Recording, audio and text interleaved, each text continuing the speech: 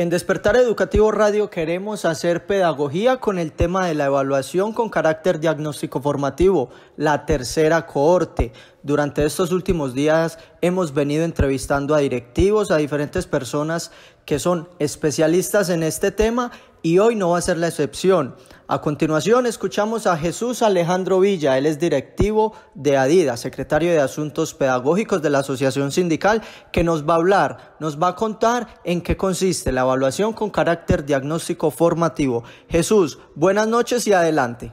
Un saludo, Sebastián, y a todos los compañeros que nos escuchan. El día de hoy pienso que es un tema obligado de abordar el de la tercera corte de la evaluación con carácter diagnóstico formativa, pese a que ya en programas anteriores, en diferentes espacios, hemos tratado de dar algunos pincelazos sobre este tema. Ya hoy es una realidad, ya no es una perspectiva que se estaba esperando que surgiera, sino que ya está en proceso, ¿cierto? Esto nos implica que ya muchos profesores están comprando el número de identificación personal, están iniciando el proceso, están con la expectativa. Son muchas las dudas que hay, muchas las preguntas que nos han hecho de forma puntual por diferentes medios. Entonces la idea es recoger muchas de esas dudas, englobar y dar una primera aproximación a lo propio que hoy mismo se está desarrollando en estos días, ¿cierto? A los temas que propiamente están desarrollando estos días y que son importantes que todos los tomemos en cuenta. Obviamente este tema no se agota en un programa, más adelante estaremos trabajando otros ítems, otras situaciones que tienen que ver con esto, ya sobre el proceso de preparación del video, sobre cómo se puede desarrollar, sobre qué significan los instrumentos, bueno, una serie de asuntos que esperamos poder desarrollar con mucho mayor profundidad a lo largo pues, de los próximos meses. Directivo, sin lugar a duda, esta evaluación de carácter diagnóstico formativo genera muchas inquietudes. Una de ellas, y quizás la principal, es quiénes se pueden presentar, quiénes pueden participar en el concurso de la tercera cohorte. Bueno, una primera pregunta que surge, sobre todo en los compañeros más nuevos que nunca se han presentado en un proceso de estos o tampoco en la evaluación anterior, que era la de competencia, la prueba escrita, es quiénes se pueden presentar. Entonces aquí tenemos tres criterios muy claros que hay que recordarlos. En primera instancia, estar ejerciendo el cargo con derechos de carrera y estar pues inscritos en el escalafón docente. Esto es, ser un docente en propiedad, ¿cierto? Y estar realmente en funciones, ¿cierto? Estar en el cargo cumpliendo la función docente. Esto es la diferencia de compañeros que están en periodo de prueba y compañeros que están en nombramiento en provisionalidad, quienes no podrían pues presentarse.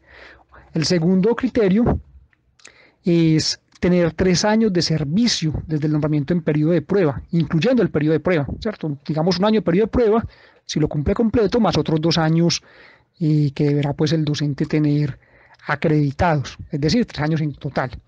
Y en tercera instancia, haber obtenido 60 puntos en las 2 últimas evaluaciones de desempeño que haya presentado el docente. Eso es una condición habilitante, el tener pues aprobadas las últimas 2 evaluaciones de desempeño. Obviamente el mínimo es 60, pero por la forma como se puntúa esta evaluación, entre más alta esté la evaluación de desempeño, más aporta al ponderado final de la evaluación con carácter diagnóstico formativo. Directivo Jesús Alejandro, ¿hay alguna situación especial en particular con el tema de la evaluación de desempeño? El tema de las 2 evaluaciones de desempeño es un tema importante de profundizar porque ya bastante han preguntado a los compañeros sobre diferentes situaciones, entonces es bueno como puntualizar algunos casos. En primera instancia es importante que quede claro y reiterarlo 1001 vez que no se acepta la evaluación de periodo de prueba, que tiene que ser evaluación de desempeño, ¿cierto? Eso tiene que quedar muy claro, son 2 tipos de evaluaciones diferentes que si bien tienen unas similitudes en este proceso y en general pues en el proceso de la carrera docente son diferentes. Se puede incluir la evaluación del 2018 de desempeño dentro de este proceso, ahí no tenemos pues inconveniente. Y es importante tener muy claro los compañeros que si no tienen alguna evaluación de desempeño por un motivo justificable, se pueden usar otras de años anteriores sin que se afecte si ya fueron usadas en un proceso de ascenso anterior. Entonces allí es importante considerar que hay situaciones administrativas que justifican el no tener una evaluación de desempeño. Por ejemplo, comisión de estudio, comisión sindical, comisiones para ocupar otros cargos públicos diferentes a los de docente, ¿cierto? Incapacidades prolongadas, también los compañeros que están en un nuevo periodo de prueba porque concursaron, ya estaban en carrera y volvieron a concursar, ese año no van a tener evaluación de desempeño. Y situaciones de fuerza mayor, como puede ser un desplazamiento, una situación de violencia, amenaza y demás, que hacen que durante un año pues, el docente de alguna manera no cumpla los tiempos y no sea evaluado.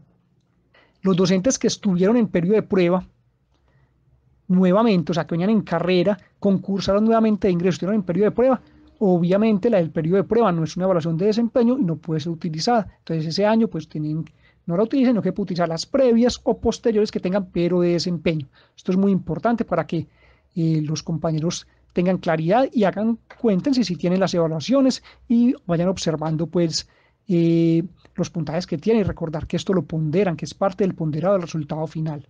Estamos en Despertar Educativo Radio a esta hora de la mañana con Jesús Alejandro Villa, él es directivo de Adida.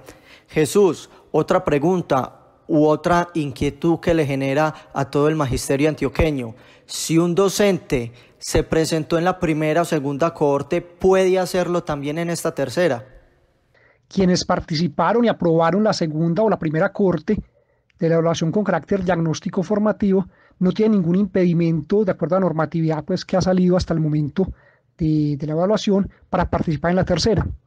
Esto ha generado dudas en muchos compañeros, pues recordemos que cuando la segunda corte se presentó como un parágrafo en la normatividad donde especificaban que quienes habían aprobado la primera pues no podían participar en la segunda, pero en este caso en la normatividad que ha sido publicada no existe restricción de ese tipo. Entonces los compañeros que aprobaron la primera pueden participar, los compañeros que aprobaron la segunda pueden participar. Entonces es importante allí para que nadie se quede por fuera por un mito, por una creencia que en algunos espacios algunas personas han ido difundiendo erradamente.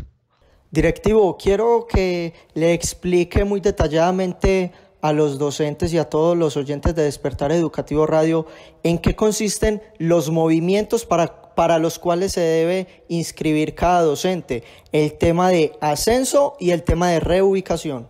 La estructura del escalafón del 1278 está compuesta por grados y niveles. Los grados son 1, 2 y 3 y se corresponden con diferentes títulos académicos. Normalista superior el 1, licenciados y profesionales el 2 y magíster y doctores el 3.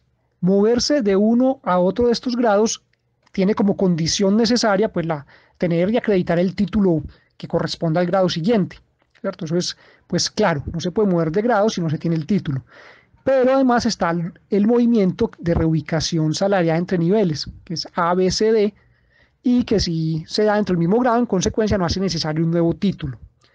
Es importante tomar en cuenta que hasta el 15 de agosto se pueden presentar nuevos títulos para ser considerados pues, en este proceso de ascenso. Entonces, en estos casos, si un docente se inscribió para reubicación, pero alcanzó a acreditar el título, por ejemplo, de maestría antes de esta fecha, Secretaría de Educación debe revisar el caso y debe ser ascendido. Y en caso contrario, que se haya inscrito para ascenso, pero no alcance el título de magíster o de doctor o de licenciado si está en el grado 1, pues Secretaría de Educación deberá revisar y corresponderá entonces reubicarlo de nivel. Esto es muy importante tomarlo en cuenta porque varios profes han venido preguntando sobre este particular. Y hay otro caso que es importante y es el de los docentes que son trasladados de institución educativa en mitad del proceso o de ente territorial, cambiados de área de desempeño, de cargo, bueno, todos estos movimientos que se pueden dar. Allí está la posibilidad de que posteriormente se puedan ajustar las inscripciones pues para que los compañeros puedan presentar el video de acuerdo y los instrumentos de acuerdo al cargo real que están ejerciendo, porque, ejemplo, un compañero iniciando el año está en un cargo y 3 meses después está en otro y ahí va a filmar el video, pues obviamente la inscripción no va a corresponder. Entonces esta parte es importante, pero eso estar muy atentos al momento que abran pues esa corrección o ese ajuste de inscripción para que no se les pase. Directivo Jesús Alejandro Villa, ya para finalizar, cuéntele a los oyentes de Despertar Educativo Radio cuáles son esos criterios de evaluación y qué consejo les da usted para que afronten este tema. Repetimos, la tercera cohorte de la evaluación con carácter diagnóstico formativo. Bueno, finalmente es muy importante que hagamos una lectura y conozcamos cuáles son los criterios de evaluación para la evaluación de carácter diagnóstico formativo. Es muy común que nos centremos en que el instrumento, que el video, que la encuesta, pero bueno, ¿qué es lo que debe estar allí de fondo? ¿Qué es lo que estos instrumentos deben permitir evidenciar para que la evaluación pues sea positiva? La propia resolución 018407 del 29 de noviembre de 2018, que es la que nos da toda esta reglamentación y todas estas características de la evaluación, establece cuáles son los instrumentos. Yo voy a mencionarlo rápidamente, espero que en otra oportunidad podamos profundizar sobre qué significan y cómo estos instrumentos se evidencian en la práctica pedagógica y en consecuencia pues en los instrumentos cómo debemos mostrar estos criterios. Entonces lo primero que tenemos, el primer criterio es el contexto de la práctica educativa y pedagógica. Allí se observará cómo contextualizamos nuestra práctica de lo social, lo económico, lo cultural y obviamente el contexto institucional y profesional pues de nosotros como docentes y de nuestro colegio. Esto es un primer punto, esto podemos expresarlo en la presentación del video, en la planeación, en todo esto. Un segundo criterio es la reflexión y planeación de la práctica educativa y pedagógica. Mírese, pues, esto es importante, es ¿qué hay de trasfondo en términos de reflexión de nosotros y cómo se planea? No es la práctica como tal, sino que observan la planeación. Entonces, allí hay como dos puntos importantes. La pertinencia de los propósitos pedagógicos y disciplinarios de nuestra práctica, o de nuestra planeación mejor, y la propuesta pedagógica y disciplinar como tal. Recordemos que, obviamente, la evaluación tiene que ver con una práctica pedagógica que se expresa en una disciplina, que es un área del conocimiento que es la que estaremos dando en nuestra clase y en la cual hay una planeación y todo esto. Un tercero criterio de evaluación es la praxis pedagógica. Ahí está todo lo que es la interacción pedagógica, ¿sí? Entonces la comunicación, cómo propiciamos estrategias para que los estudiantes participen y qué estrategia utilizamos, por ejemplo, para generar interés y demás. Y está también los procesos didácticos. Sabemos pues lo que tiene que ver con estrategia de evaluación, utilización de metodologías, de materiales, bueno, todo este tipo de cosas que son cotidianas en nuestra práctica pedagógica y que allí también tendrán que expresarse. Y el cuarto instrumento es el ambiente de aula, que tiene que ver con las relaciones docente-estudiante, ¿cierto? El diálogo, la forma como se toman las decisiones en la clase como tal y las dinámicas de aula.